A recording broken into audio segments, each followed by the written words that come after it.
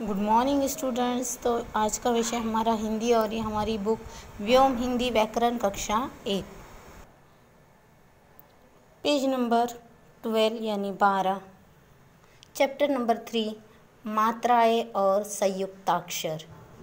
मात्राएं और संयुक्त अक्षर पहले हमने देखा है ना, सृष्टि में हमारी बुक में हमने देखा आ की और ई की मात्रा हमने देखी है। तो मात्राएं किसे कहते हैं अब देखिए, सिंबल्स एंड कंबाइंड लेटर। अब संयुक्त अक्षर किसे कहते हैं, उसे अंग्रेजी में क्या कहते हैं, कंबाइंड लेटर। मीन्स जुड़े हुए लेटर्स, जैसे मिले हुए अक्षरों को संयुक्त अक्षर कहते हैं, उसे अंग्रेजी में कंबाइंड लेटर कहते हैं। ओके, अब देखिए इन चित्रों के नाम देखो। अब बच्चों इसे पहचानिए, ये कौन सा चित्र है, यस ये है बालक है। उसके बाद ये है, बताइए, यस फूल। अब ये क्या है, केला। ओके, अब ध्यान से देखो, ब के साथ आ मिलाने पर आ का रूप बदलकर आ हो गया। मीन्स ब प्लस आ, बा प्लस ल प्लस क क्या बन गया, बालक। जैसे हम इस तरह से लिखेंगे, ब ये आ की मात्रा का स्वरूप ये है, तो हमें ये नहीं लिखना है, उसका स्वरूप लगाना है। बा ल क क्या बन गया, बालक। इसी प्रकार फ के साथ ऊ मिलाने पर ऊ का रूप बदलकर इस तरह होता है, ये देखिए हो गया। जैसे फ प्लस ऊ की मात्रा फू, ल क्या बन गया, फूल। अब ये ऊ की मात्रा इस तरह से नहीं लिखना है हमको, फ प्लस ऊ नहीं लगाना है। ऊ की मात्रा का स्वरूप क्या है, ये वाला है ना। तो हमें अब यो कहाँ लगाना है, देखिए फ लगाया, फ लिखा हमने, अब हमें उसकी ऊ की मात्रा लगानी है। तो ये फ के पैरों में यानी नीचे यहाँ पे ऊ की मात्रा लगेंगी, जैसे यहाँ पर दिखाया गया है। फ उस पर ये ऊ की मात्रा लगी है, क्या बन गया, फू। ये बड़ी ऊ की मात्रा है। उसके बाद क्या है, ल, तो क्या बन गया, फूल। तुमने देखा कि व्यंजन के साथ जुड़ने पर स्वर का रूप बदल जाता है ना। व्यंजन के साथ मिलने पर स्वर का रूप बदल जाता है।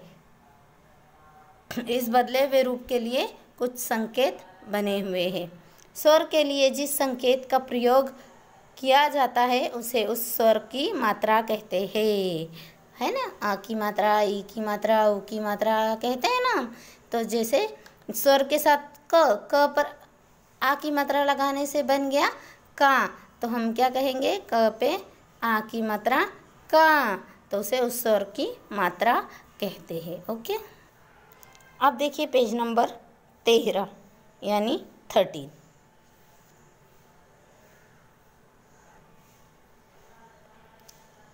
आओ देखें कि स्वरों के लिए हम किन किन संकेतों अर्थात मात्राओं का सहारा लेते हैं। यानी स्वर के लिए हम किन संकेतों का, संकेत है ना, जैसे अ के स्वरूप हमने क्या लगाया, ये, तो इसे संकेत कहा गया। ई के बदले हमने कौन सी ये संकेत लगाया, ये ऐसा लिखा है क्या, नहीं, हम कौन सा संकेत लगाएंगे, ये वाला, तो इसलिए इसे संकेत कहा गया। अब देखिए कौन कौन से संकेत का सहारा लेते हुए, अ के लिए क्यों खाली है, क्योंकि अ की कोई मात्रा नहीं होती।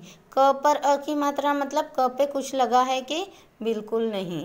अब देखिए आ की मात्रा का स्वरूप ये है। आ की मात्रा के लिए कौन सा संकेत दिया गया है, ये देखिए, ये है ना। तो क पर अगर हम ये मात्रा लगाएंगे तो क्या बन जाएगा, का। उसी तरह से ई की मात्रा का संकेत ये छोटी ई की मात्रा। अब ये बड़ी ई की मात्रा का संकेत ये वाला। अब ये छोटे ऊ के लिए ये नीचे क्यों दिया गया है, क्योंकि ये ऊ की मात्रा व्यंजन के पैरों में लगती है, नीचे लगती है। अब देखिए ऊ, बड़ी ऊ की मात्रा का संकेत ये, री ऋषि की मात्रा का संकेत ये, ए ए की मात्रा का संकेत ये ऊपर लगाया जाता है। अब ऐ की मात्रा का संकेत ये दो लाइन की तरह होता है। ओ की मात्रा में एक लाइन नीचे होगी, जैसे आ की मात्रा का लगाते हैं, फिर उस पर एक लाइन ऊपर होगी, तो ये क्या होगा ओ, और ये रहा आखिरी में औ। तो ये मात्राओं को स्वरों को के लिए हमने जिन संकेतों को लगाते हैं हम जो चिन्ह लगाते हैं वो बताए गए हैं, तो इसे आपको ध्यान में रखना है। ओके, अब देखिए, तुमने देखा कि अ की कोई मात्रा नहीं होती है ना, हमने देखा ना यहाँ पर खाली है ना, तो अ की कोई मात्रा नहीं होती। अब कुछ उदाहरण देखो और समझो कि ये मात्राएं व्यंजन में किस प्रकार जुड़ती है। तो यहाँ पे कुछ मात्राएं दी गई है, वो व्यंजन में किस प्रकार जुड़ती है ये आपको बताया गया है। देखिए, पहला है आ। अब आ की मात्रा का स्वरूप क्या है ये। अब ये व्यंजन के बाद जैसे गाय।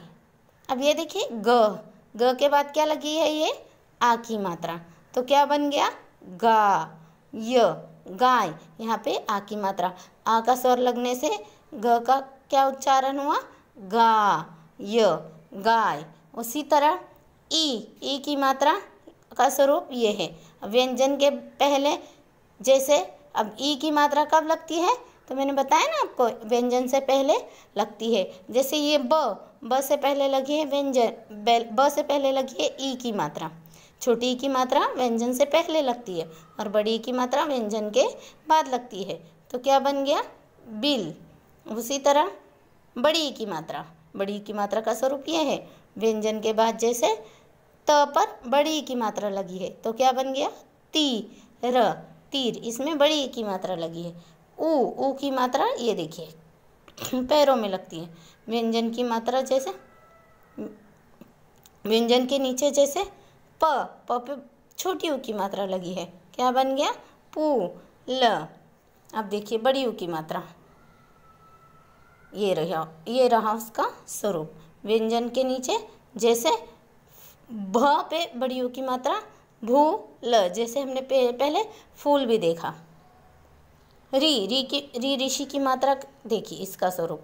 अब व्यंजन के नीचे जैसे ऊ की मात्रा लगती है, उसी तरह ये लगेगी। ग उस पे री ऋषि की मात्रा ग्रह, क्या बन गया ग्रह।